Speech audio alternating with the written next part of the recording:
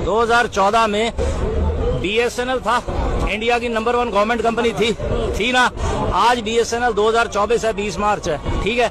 BSNL 3G spectrum पे काम कर रहा है, ठीक है।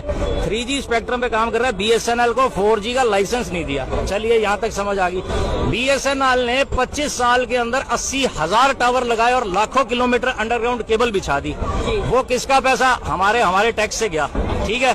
अब इन्होंने एक नई पॉलिसी बनाई, नरेंद्र मोदी प्राइम मिनिस्टर बने, उन्होंने मुकेश अंबानी को बुलाया, आमने सामने बात करी कि एक नई कंपनी बनाते हैं। बन गई जियो, बन गई 2014 के बाद ही बनी है ना जियो।